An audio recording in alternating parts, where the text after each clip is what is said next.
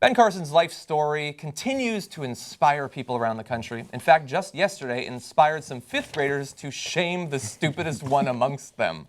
So he was speaking to a large crowd in an Iowa elementary school on Thursday, and the Republican presidential hopeful said to the fifth grade class at Isaac Newton Christian School, that's a thing, "Who's the worst student?" Before he could utter a "just kidding," several of the students pointed to one boy standing in the audience. That's a bad day for that kid, I imagine. And you know, as soon as he heard the words come out of Ben Carson's mouth, he's like, "Oh God, please don't point at me. Please don't point at me." And some of these little twerps did it. Now, they didn't get that he was trying to make a point that he makes in a lot of his speeches without giving the pauses. He had one of his famous micro naps between sentences. He didn't get out fast enough. But he's trying to make the point that he felt like a stupid kid when he was growing up, that he was the dumbest one. And through the power of studying and an angel teaching him chemistry, that's not my words, that's his words, he became a smarter student. So it was supposed to be inspirational, but it ended with a kid being mocked. Funny, there's no indication that Ben Carson was ever a thoughtless idiot in school. There's no indication. He really turned it around. There's no remnants of that at all as an adult. Yeah. He would never know that he's an idiot. Turns out he's still the dumbest guy in class. Yeah. Turns out. I love that mastercraft. I am, turns out brain surgery, not as hard as we thought it was. Yeah, it's not quite brain surgery. It turns out anybody could, you don't have to have any other social skills or any kind of other intelligence. It's kind of like a Rubik's Cube. Either you have a gift for it or you don't. Like you could do a Rubik's Cube and then, and not be able to put on your shoes. You know what I mean? Like there's guys like that, and that's what Ben Carson is. He has gifted hands, but not necessarily a gifted brain. Who's the worst, dude? You fucking asshole. I know. He misses the point. So this is one of those instances when you're trying to be funny, like, oh, this is going to be good, it's going to get a laugh.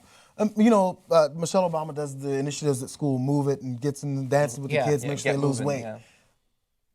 No one in that whole planning session would go, you know what, Michelle?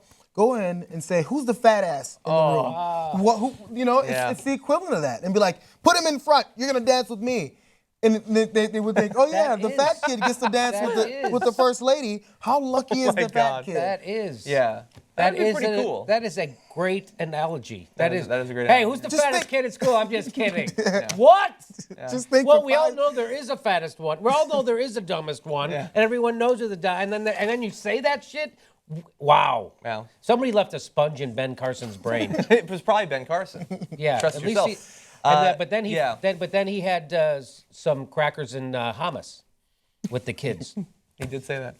And so look, this is not necessarily the best thing to happen at this school for them, but it could be more embarrassing. I mean, they're kids. They probably don't pay attention to politics that much. I mean, if they were a little bit older and they knew that this guy who's telling them inspirationally how to become smarter, if they knew that he still thought that the pyramids were used to store grain, then they might be a little bit more embarrassed. Now, to the credit of the kid involved, the one that at least 12 students pointed at, he actually met with Ben Carson backstage after the rally, and Ben Carson encouraged him to become a neurosurgeon, which we know he is now just as qualified to be, regardless of the lack of support from his peer group. And the 10-year-old later said that he wasn't embarrassed by the incident. No, he said when reporters asked him if his feelings were hurt.